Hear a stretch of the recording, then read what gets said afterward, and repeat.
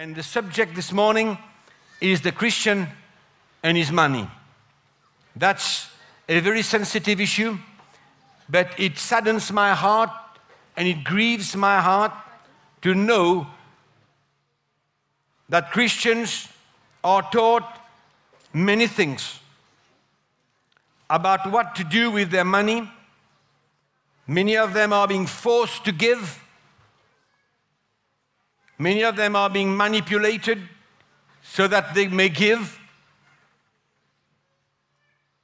Many of them are living in fear just in case they don't give, just in case pastors and responsibles of churches happen to know that they have not given.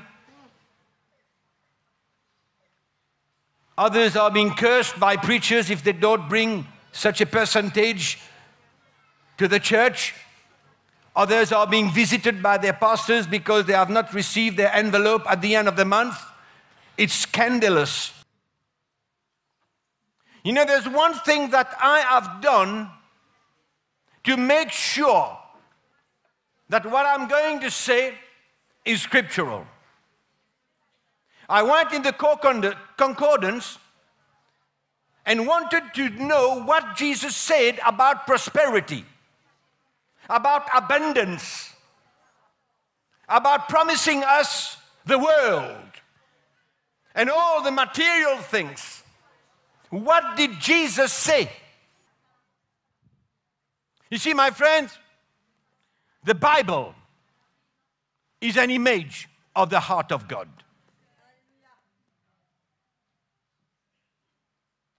It's not a book of principles. It's not a book of techniques to be used by preachers for their proper benefit or for their profit. I believe that Christians ought to know the heart of Jesus and not just scripture. There is a heart behind what has been said. There's a heart. There's a plan. There's a vision behind what has been said by the Lord. It's not just words. It's not a technique. It's not a principle. It's not an obligation. It's not a forceful direction. It's a heart. God is not a manipulator. The plan of God is for us Christians to carry the heart of God. Or in other words, the kingdom. The heart for the kingdom. The heart for the church. It's in that direction. It's on that basis that Jesus says, give and it shall be given unto you. It's on the basis of the kingdom. Jesus had a heart. He lived, he spoke, he preached, he taught everything because his heart was consumed by the kingdom of God. His heart was consumed for the church. And it is in that very context, in that very heart, that the Apostle Paul talks in the book of Corinthians, and he says, let each one give as he purposes in his heart. Heart. As you purpose in your heart. How you decide in your heart. What your heart wants. If you look at the Old Covenant, it would be like a pressure and a percentage to give. But we see that the Lord, what He's done on the cross and the work that He's doing in our life is to bring us in this freedom to give. And I bless the Lord for the revelation of the gospel about the new covenant, which is a covenant of heart, that no one has to tell us what we must give and how much we must give, but to be led by the Holy Spirit. And we want to give with joy. We want our hearts to be more and more enlarged. We don't want to be stick to a percentage, but we want to give, to listen to the Holy Spirit who will direct us. We can give wholeheartedly and with joy.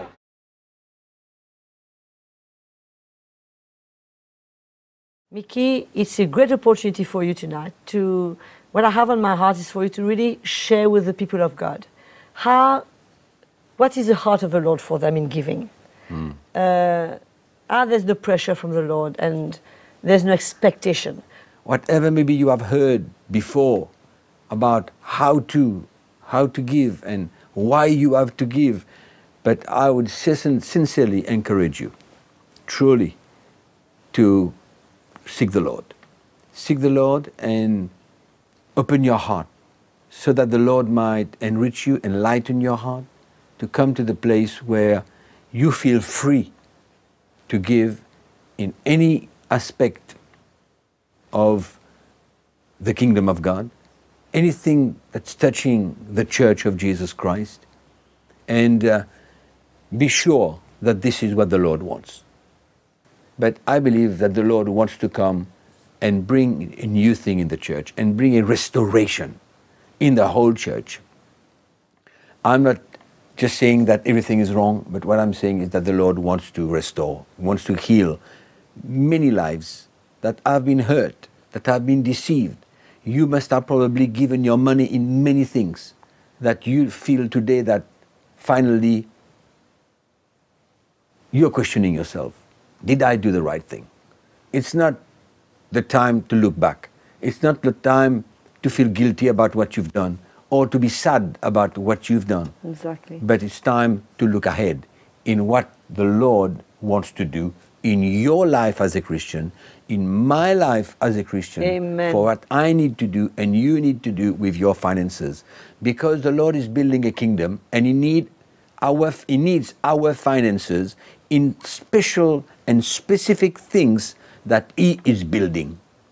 We need to be involved with what God is doing and not just be involved in things that we have been used to and hear all the time. I'm not trying to, manipulate you or making you feel that you have done wrong things, but I believe that we must all open our hearts today. God is doing a new thing. Jesus is coming back for a church that is free, and He needs you, He wants you, and He wants me. Amen. So let us be together. Let us unite our hearts in the truth, in the gospel, not fearing what people will say. But let us stand for truth, stand for the gospel, stand for what Jesus has said, so that we may walk in freedom and walk in His will. So I want to just encourage you, be blessed, and may the grace of God be upon your life all the days of your life.